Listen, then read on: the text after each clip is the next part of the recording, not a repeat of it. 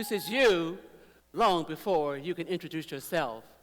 People will determine whether or not you are assertive, aggressive, if you are weak or strong, even if you are intelligent, simply because of the sound of your voice.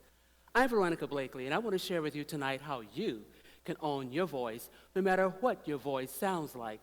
I will start off with my voice journey, give you some background information, a few tips, and a summary. When I was a young girl growing up, I had a high-pitched voice like most young girls do. I was shy, didn't talk much. In fact, I didn't give eye contact to many adults. Fast forward, I became a speech major at the University of South Florida. Our professor decided to videotape us because he wanted us to critique ourselves. When I saw the video, I said that looked like me, but it didn't sound like me. I had no idea my voice had changed. It was as if I had swallowed the 3 Budweiser frogs.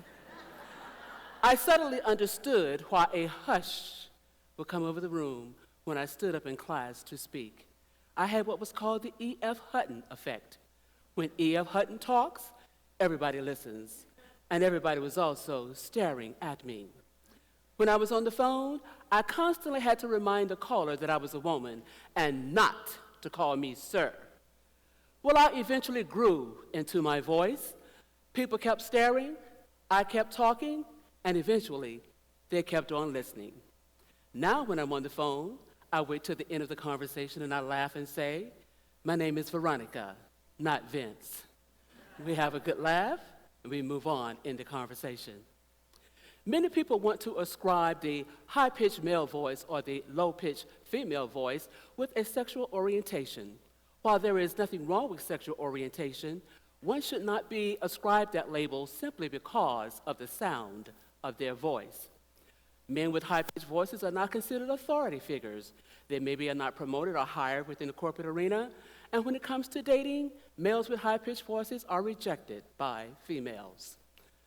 Boxing heavyweight champion Mike Tyson has a high-pitched voice, but I bet you won't say that to his face.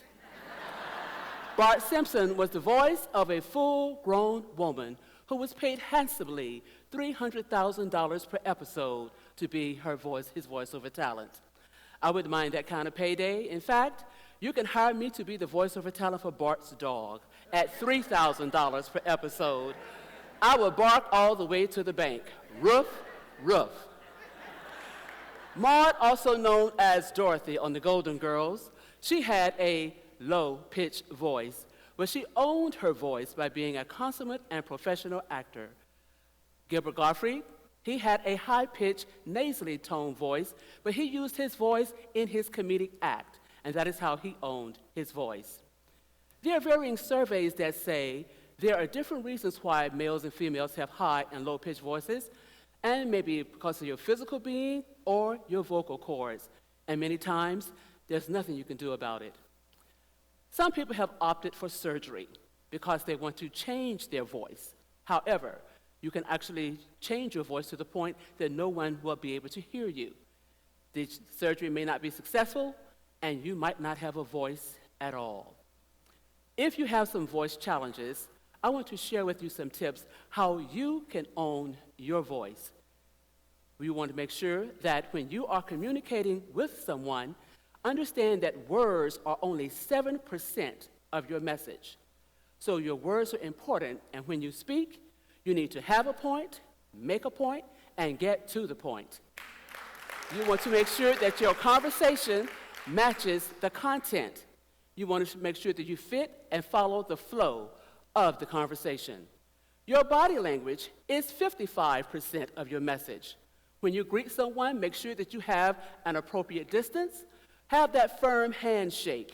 Your eye contact should not be glaring and staring, and your body fluid should be very nice and easy.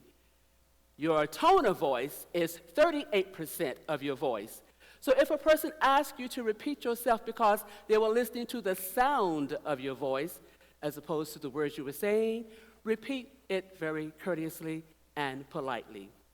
Well, although I know it is difficult not to judge someone because of the sound of their voice, give them the opportunity to formally introduce themselves.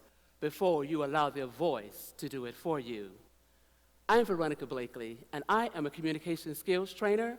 I teach individuals how to be effective communicators so they can present it and quit it. And I want to communicate to you tonight that I indeed own my voice. Thank you.